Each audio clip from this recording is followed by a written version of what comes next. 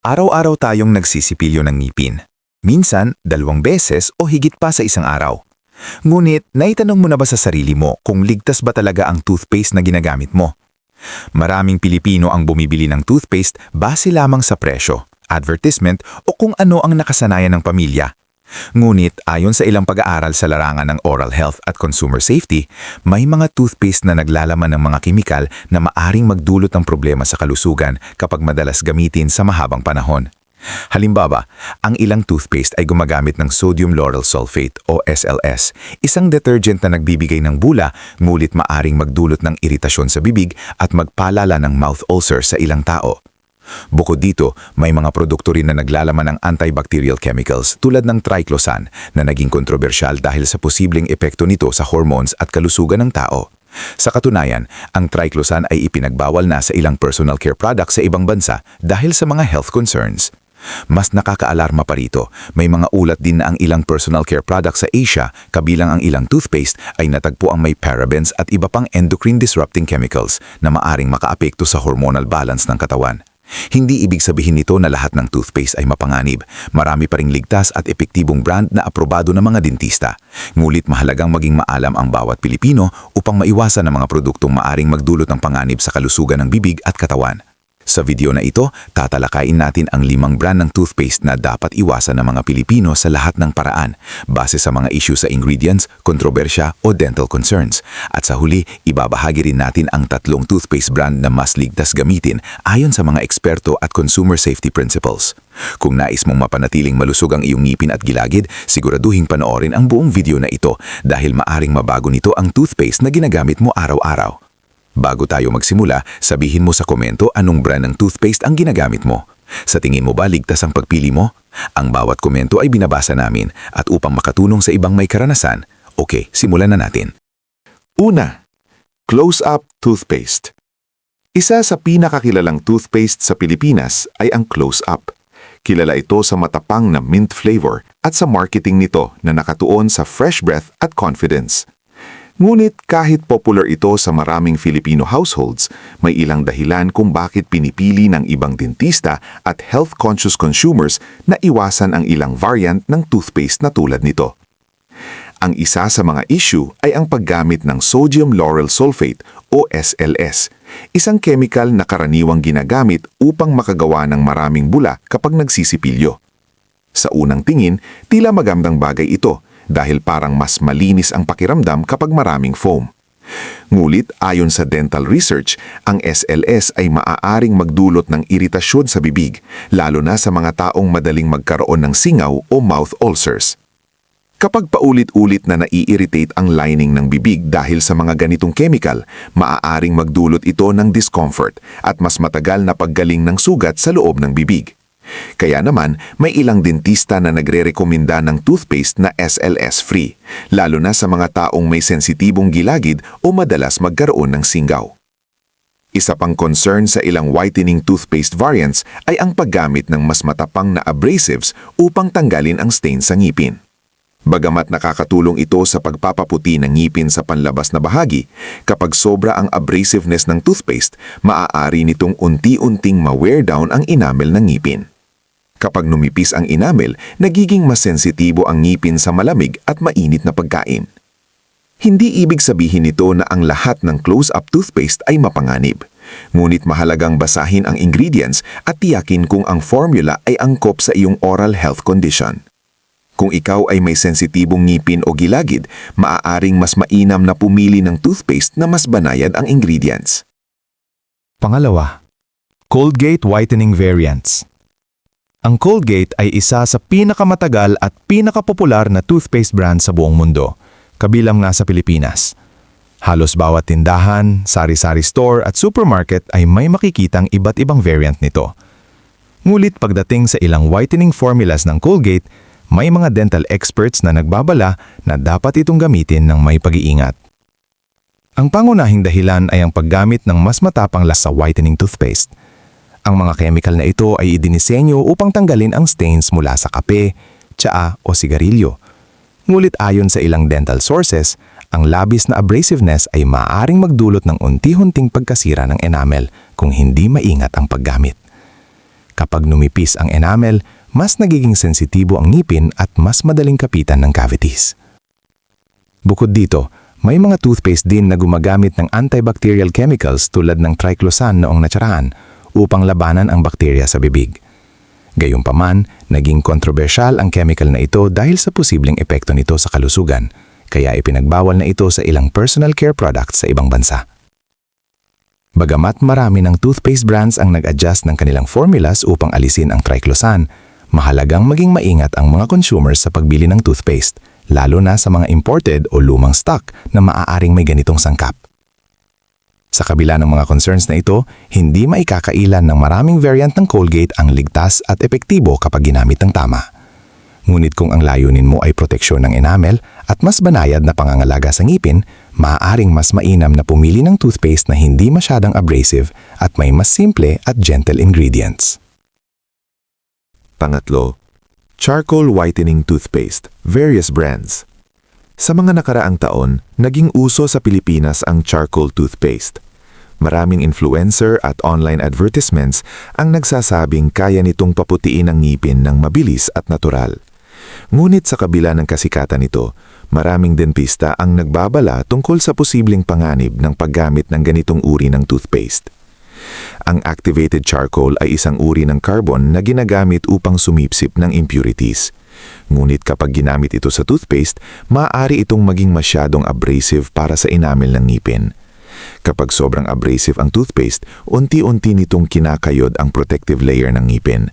Sa simula, maaaring magmukhang mas maputi ang ngipin dahil natatanggal ang stains. Ngunit sa kalaunan ay maaaring magdulot ito ng sensitivity at mas madaling pagkasira ng ngipin. May isa pang concern tungkol sa charcoal toothpaste, ang posibilidad ng contamination ng heavy metals depende sa pinanggalingan ng raw materials. Sa ilang pagsusuri sa industriya ng oral care, natagpuan na ang ilang toothpaste formulas ay maaaring magkaroon ng trace amounts ng heavy metals tulad ng lead o arsenic dahil sa mga sangkap na ginagamit sa paggawa nito. Bagamat hindi lahat ng charcoal toothpaste ay mapanganib, maraming dental associations ang nagsasabi na kulang pa ang matibay na ebidensya na ligtas at epektibo ito para sa pangmatagalang paggamit. Dahil dito, mas pinipili ng karamihan sa mga dentista ang traditional fluoride toothpaste na napatunayan na sa maraming taon ng research. Kung nais mong paputiin ang ngipin, mas mainam pa rin na kumonsulta sa dentista kaysa umasa sa charcoal toothpaste na maaaring makasira sa enamel. Pang-apat, cheap, unbranded whitening toothpaste. Sa maraming palengke, online shops at murang store sa Pilipinas, may makikita kang mga toothpaste na sobrang mura kumpara sa kilalang brands. Bagamat mukhang nakakatipid dito, dapat mag-ingat ang mga consumer sa pagbili ng mga unbranded o hindi kilalang toothpaste, lalo na kung hindi malinaw ang manufacturer at ingredients. Isa sa mga problema sa ganitong mga produkto ay ang kakulangan ng transparency sa kanilang formulation. Sa ilang pag-aaral sa personal care products sa Asia, natagpuan na ang ilang produkto ay naglalaman ng parabens at iba pang endocrine-disrupting chemicals na maaaring makaapekto sa hormonal balance ng katawan. Bukod dito, may mga pagkakataon na ang mga murang produkto ay hindi dumadaan sa parehang kalidad na kontrol tulad ng mga kilalang brand. Kapag hindi mahigpit ang quality control, may posibilidad na magkaroon ng contamination o maling label sa ingredients. May mga ulat din na ang ilang toothpaste sa global market ay maaaring magkaroon ng trace amounts ng heavy metals depende sa pinanggalingan ng raw materials. Kahit maliit ang halaga nito, ang pangmatagalang exposure ay maaaring maging concern sa kalusugan. Kaya naman mahalagang piliin ang toothpaste na may malinaw na label, rehistrado sa FDA at gawa ng kilalang kumpanya na sumusunod sa international safety standards. Sa kalusugan ng ngipin at bibig, hindi palaging tama ang kasabihang mas mura, mas maganda. Mas mabuting gumastos ng kaunti para sa kalidad at kaligtasan kaysa makatipid ngunit mapahamak ang kalusugan. Kung nanonood ka pa rin ng video na ito at nakakatulo sa iyo ang mga impormasyong ito, paki-comment ng numero 4 sa ibaba para malaman kung nandito ka. At kung hindi ka pa nakasubscribe, inirerekomenda kong mag-subscribe ka at i-on ang bell notification para hindi mo makaligtaan ng mga susunod na videos. Ang iyang suporta ay tumutulong sa amin na makagawa pa ng magagandang content para sa iyo. Ngayon, magpatuloy tayo. Panglima, over-abrasive whitening toothpaste. Maraming toothpaste ngayon ang may label na extra whitening, deep stain removal, o instant whitening. Bagamat nakakaakit ang mga pangakong ito, mahalagang malaman na ang ilan sa mga toothpaste na ito ay gumagamit ng napakatapang na abrasive ingredients upang tanggalin ang stain sa ngipin. Ang enamel ng ngipin ay ang pinakamatigas na bahagi ng katawan ng tao, ngunit hindi ito kayang mag-regenerate kapag nasira. Kapag napinsala ang enamel dahil sa sobrang abrasive na toothpaste, hindi na ito maibabalik sa dati nitong kapal. Ayon sa dental experts, ang ilang whitening toothpastes ay gumagamit ng mga sangkap tulad ng baking soda o iba pang abrasive particles upang kuskusin ang stain sa ibabaw ng ipin.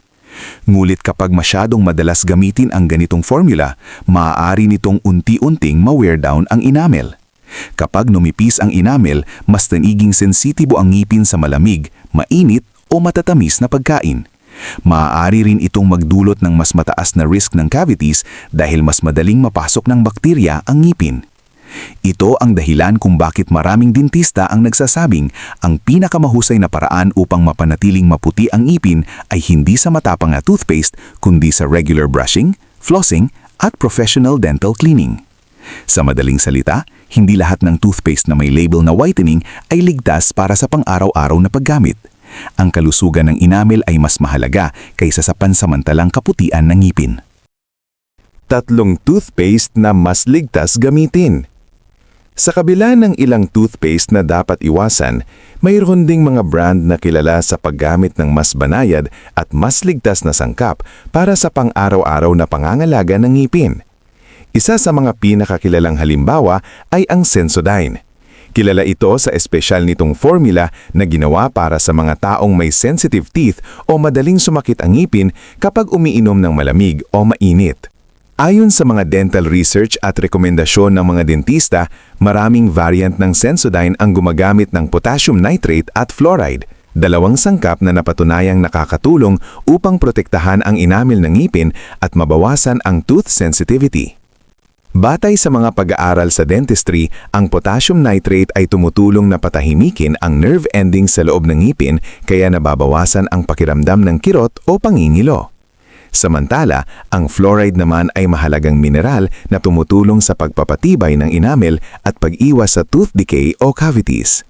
Dahil dito, maraming dental organization sa iba't ibang bansa ang nagre-rekomenda ng paggamit ng fluoride toothpaste bilang bahagi ng tamang oral hygiene. Bukod dito, kilala rin ang Sensodyne sa mas banayad na formulation kumpara sa ilang ordinaryong toothpaste, kaya madalas itong inirerekomenda para sa mga taong may manipis na enamel o sensitibong gilagid. Kapag ginagamit ng regular, kasama ng tamang pagsisitilyo 2 beses sa isang araw at regular na dental check-up, maaaring makatulong ang ganitong uri ng toothpaste upang mapanatiling malusog, matibay at protektado ang iyong mga ngipin. Sa huli, ang pagpili ng toothpaste na may subok na sangkap at suportado ng dental research ay isang mahalagang hakbang upang mapangalagaan ang kalusugan ng ngipin at maiwasan ang mga problemang maaaring lumala sa paglipas ng panahon. Isa pang magandang opsyon para sa pang-araw-araw na pangangalaga ng ngipin ay ang Happy Toothpaste, isang kilalang Filipino brand na gawa ng Lamoyan Corporation. Sa loob ng maraming taon, naging popular ito sa Pilipinas hindi lamang dahil sa abot kayang presyo nito, kundi dahil din sa kalidad ng mga sangkap na ginagamit sa paggawa nito. Isa sa pinakamahalagang sangkap sa Happy ay ang fluoride, na matagal nang kinikilala ng mga dentista at dental researchers sa buong mundo bilang isa sa pinaka-epektibo proteksyon laban sa pagkasira ng ngipin o cavities. Ayon sa mga pag-aaral ng iba't ibang dental health organizations tulad ng World Health Organization at ng mga dental associations, ang regular na paggamit ng fluoride toothpaste ay maaaring makapagpababa ng panganib ng tooth decay ng hanggang 20% hanggang 40%, lalo na kung ginagamit ito 2 beses sa isang araw kasabay ng tamang pagsisipilyo. Sa Pilipinas, maraming dentista ang patuloy na nagre-rekomenda ng fluoride toothpaste tulad ng Happy dahil ito ay nakakatulong sa pagpapalakas ng enamel, ang matigas na panlabas na layer ng ngipin na nagsisilbing proteksyon laban sa bakterya at acid mula sa pagkain.